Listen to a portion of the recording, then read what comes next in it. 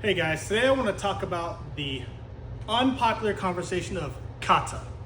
So, kata.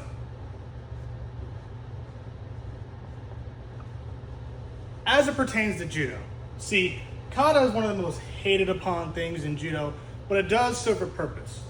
But before we get into all that, let's kind of get a general understanding of different types of practice to help you get better at judo.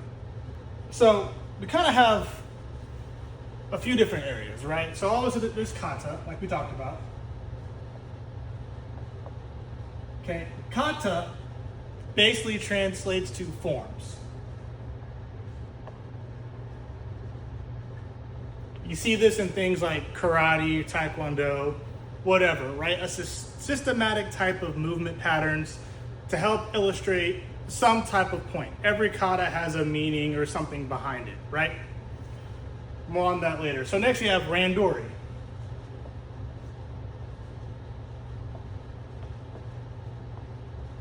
Randori translates to free practice.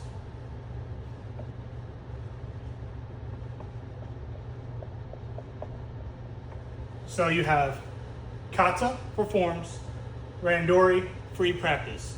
Those are the two most kind of commonly known things, right? We typically focus on Randori. People kind of think of Randori as fighting, or in Brazilian Jiu-Jitsu, like rolling. You're trying to throw each other using your favorite techniques or other techniques, seeing what opportunities exist, and that's cool, that's fine. Another way to think of Randori is focus. Okay, focus.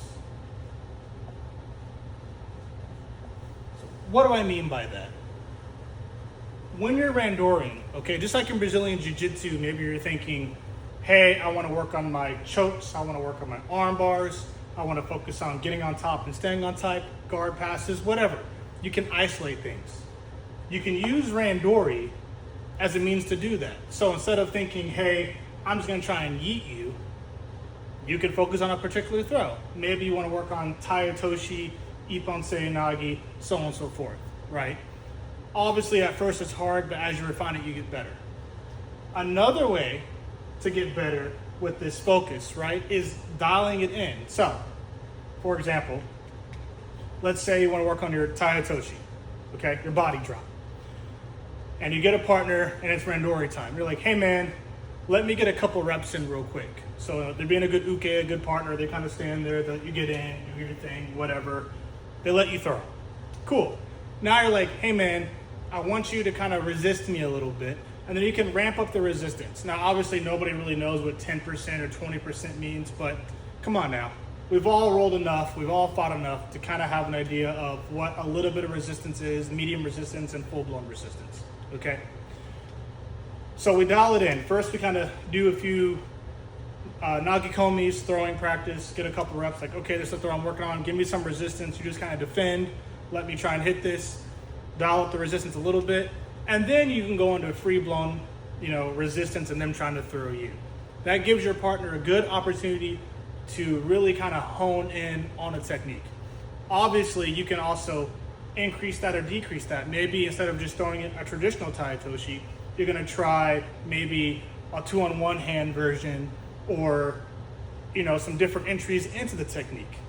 Just have that communication with your partner to make sure that they understand what it is you're trying to do. Okay, cool. So we talked about randori, talked about focusing it in a little bit. So really, kind of the next term we want to look at is shiai, which is competition or a tournament. Shiai, S-H-I-A-I, okay?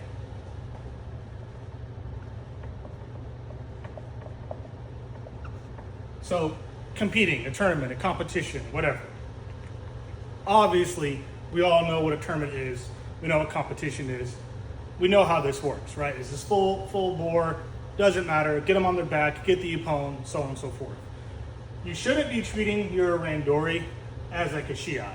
We don't want to beat up our training partners. I mean, if you guys want to do that and both of you understand what that is, okay, cool, nothing wrong with that, but just going to a gym and trying to yeet everybody as hard as you can is not how you make friends, right? We want to really focus on the randori aspect and what that is. Now let's say somebody doesn't necessarily want to go full-blown Randori. Well, I mean, you're always still kind of in Randori, right? Let's say you want to work on your specific throw, Tai, Toshi, Ippon Seinagi, Osotogari, Uchimata, whatever, right? Throwing out a few. Talk to them and you can kind of trade throw for throw, move around a little moving uchikomi, moving fitting in practice, whatever, that's fine as well. But let's say you're kind of new to the game, right? You're a white belt, a yellow belt, orange belt, you don't know a ton of throws, right? You know, you're still trying to figure out this thing that is judo. Maybe you're in Brazilian Jiu-Jitsu, you don't really have like a formal judo background, but you know some takedowns, single leg, double leg, body fold, hip tosses, whatever, right? You can still apply these same topics, these same areas to help you practice a little bit. Well, now we get into kata, right? So focusing in on kata for a second. Kata being forms. Now for the topic of conversation, we're gonna focus on two specific kata. And also keep in mind, like technically speaking, if you're working on one throw, you're drilling one throw, another way to look at kata is like drilling. You're just drilling a specific technique. Kata is a really good way to expound upon the techniques in your repertoire, right? So usually in a judo class, we'll focus on a specific subject. Maybe that day we're working on Osotogari and how to apply it. And maybe we add in some different variations, different grips, different movements, so on and so forth to get better at that one specific throw. Maybe we're doing combination techniques, how to combine Tai Toshi with Osotogari, so on and so forth, right? You can look at this many different ways. We've all seen it, we've all done it, right? But let's say like you really want to expound upon your techniques as quickly as possible. That's where kata comes in. So in judo, there are two kata underneath this thing called Randori No Kata. Randori No Kata, okay? So this is forms of free practice. Randori No Kata, forms of free practice. Now, this in of itself is not the kata, okay? This is simply stating there are two forms, and these two forms, these two kata that we're about to talk about, can help you in Randori. The way they help you is they give you a fundamental understanding of common movements or patterns or positions, highlighting things like gripping techniques, kazushi, off balancing, all that kind of stuff, right? This kind of gives you a better understanding of what it is you're doing when you're actually engaging in Randori or potentially Shiai or competition. That's what they're for. They're not the make or break, not the end all be all. It is a tool of the trade. It is not the thing to be highlighted necessarily. So, Randori No Kata, forms of free practice. There are two. We have Nage-no-kata, which is forms of throwing. Katame-no-kata, forms of grappling. Because plot twists, there's grappling in judo as well. The arm bars, the chokes, the pins. Yes, there are leg locks in judo.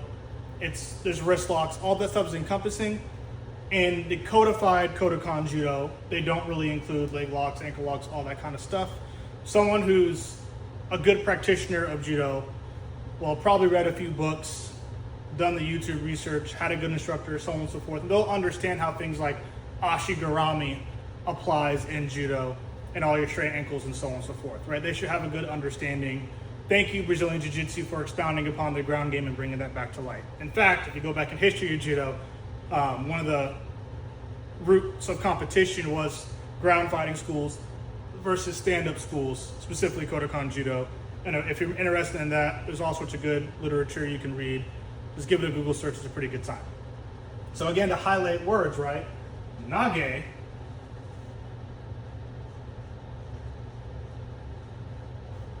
throws. This is the throwing kata. Katame, okay, grappling. These are your ground grappling techniques, right? No kata,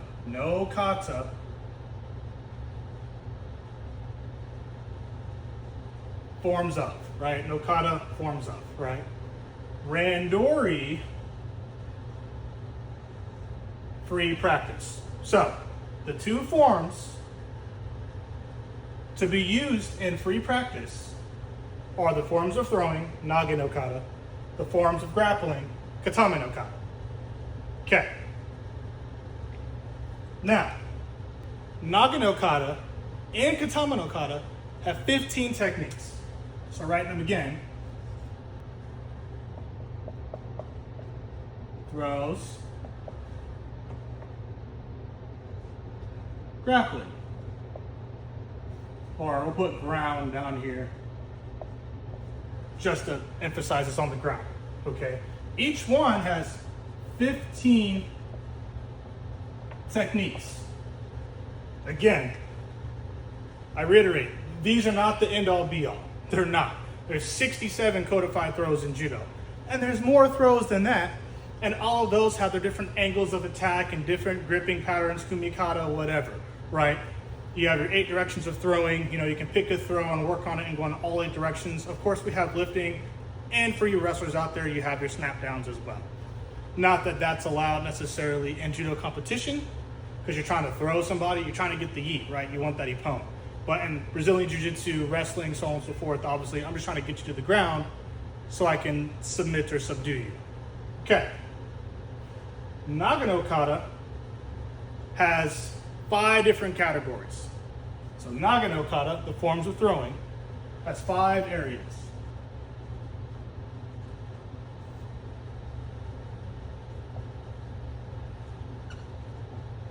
Te-waza, hand techniques. Okay, Te-waza, hand techniques. Koshi-waza.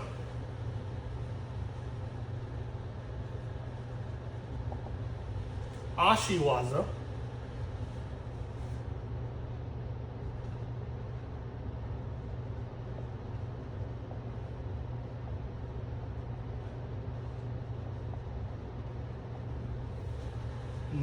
Sutemi, which is back sacrifice, and Yoko Sutemi, which is side sacrifice. Okay, there are 3 throws per category: 3 hand, 3 hip, 3 leg, 3 back, 3 side.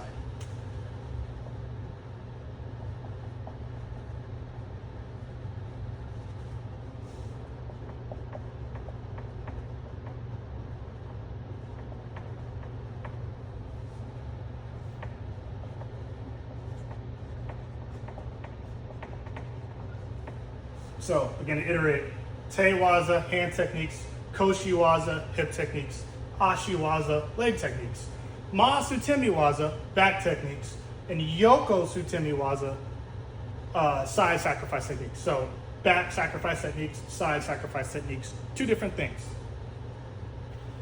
Like the first throw, for example, in Nage-no-kata is uki-otoshi, all right, floating drop. It's a thing where you grab like so, you take a step back, you turn your hands like so, or excuse me, let me do it this way. I grab, step back, bring my leg behind this leg, rotate through, boom, with the moving pattern. Google Nage-no-kata and you'll see it, right? Again, they're not the end all be all. They're designed to give you kind of a quick look at common movement patterns, common entries of throws, so on and so forth, right? To be used in Randori. You can use any throw in Randori. But if you're new to judo and you're like, I really kind of want to understand how this art works, look at the kata. If you have a partner in your gym and you're like, hey man, I kind of want to practice some judo, but like I don't really know what I'm doing, but I know how to fall.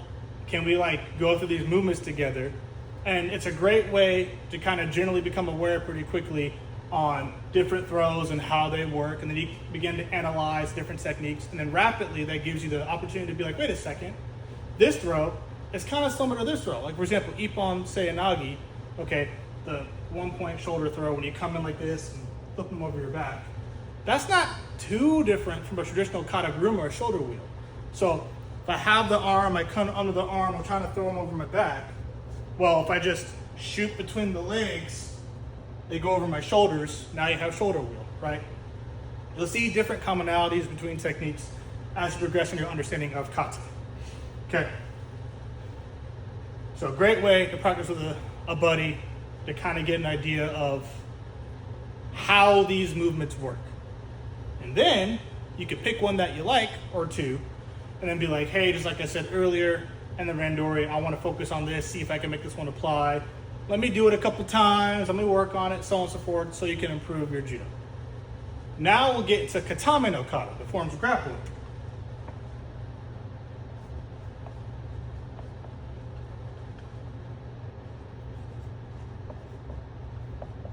Okay, Katame-no-kata, forms of grappling. Again, 15 techniques.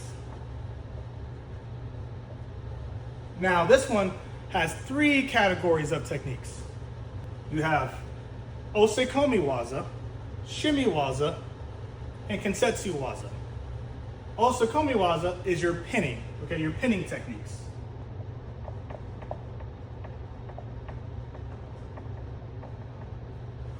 Your Shimi-waza is your choking techniques, or strangulation more appropriately. Choking refers to blocking, the trachea and not allowing things to go down. Strangulation is the constriction of the arteries in the side of your neck specifically.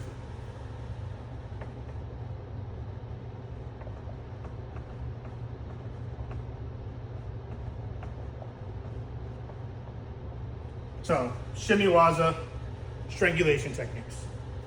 Kensetsu-waza is your joint breaks, like your arm bars.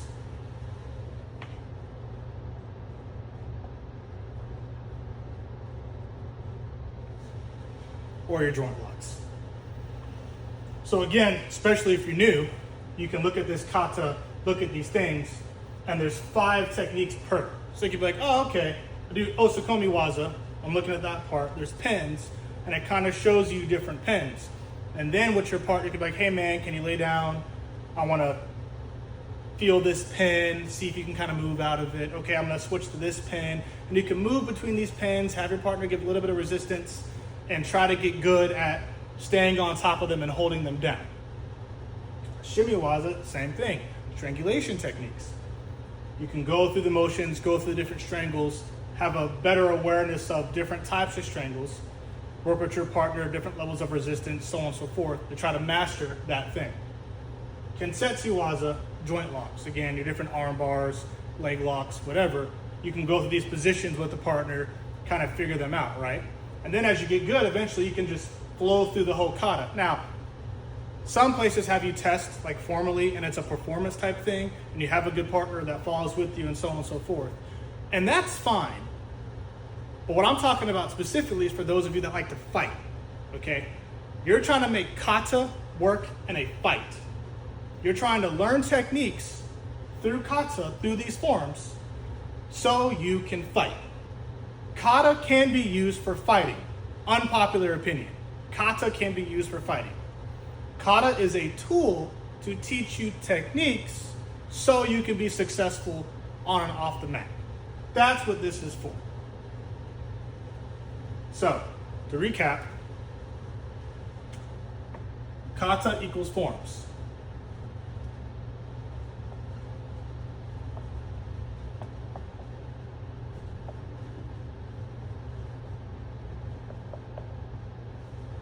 Randori is free practice.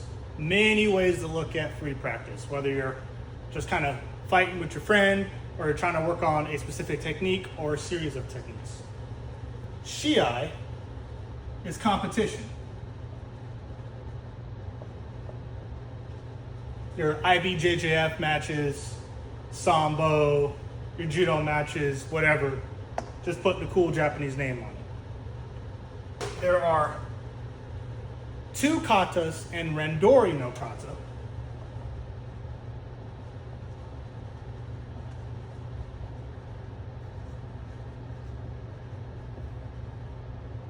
Randori No Kata. No kata specifically mean forms of.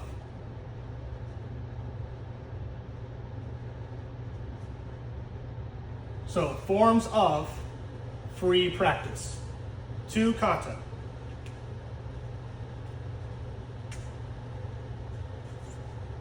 Nage-no-kata.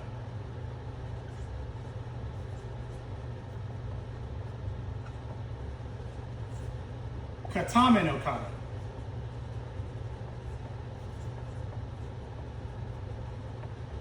So, forms of throwing.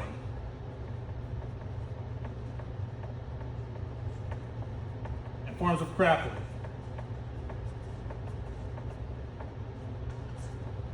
you have your forms of throwing, there's 15, and forms of grappling, again, 15 techniques. You can also do this stuff alone. So you can be by yourself in your living room, in your own shed, do it at the gym, wherever, right? You can go through these motions of the kata, practicing the footwork, practicing the body movement, okay? Sugiyage is footwork, Tai Sabaki is body movement, being nerdy for you guys. You can go through the steps by yourself. I'm here, 1, 2, 3, throw, whatever, right? If you have a dummy and you want to practice the throw on the dummy after you're going through the motions a bit, that's another great thing to do as well. Do the movement pattern a few times, okay? Do the throw on the dummy. Next throw, do the movement a few times, do the throw on the dummy as best as you can, okay? Same thing with Katame-no-kata, your forms of grappling. Go through the motions on the ground of what the pin kind of feels like, grab a grappling dummy, medicine ball, something, move through that pattern, okay? Practice the arm lock, practice the pin. You can do a little around the world drill, practice your pins that way, move and transition to different submissions, so on and so forth, right? These are means that you, by yourself, can practice Kodokan Judo. And then find yourself a gym. You can come check us out, Jigoro Judo here in Sanford, North Carolina. Learn judo once a week, twice a week, whatever your preference is. Or do this stuff at home, go to your Brazilian Jiu-Jitsu gym, give it a try there. See if you can knock out these moves against your partners there at the gym. And then better yet, don't be a dirty guard puller and try and knock these techniques out in competition. Because hey, let's be honest, guard pulling is kind of lame and throws are sexy. Smash that like button, subscribe for more content. I try to bring you guys quality content as often as I can. I record tournaments from Sambo, from Judo, from BJJ when I'm asked to coach, of course. I try to upload highlight reels. I'll do more of these whiteboard talks and all sorts of things to bring value to you guys. It's a big support of the channel. It's a big support for me. So please, if you don't mind, smash that like, subscribe for more, and let's learn some judo.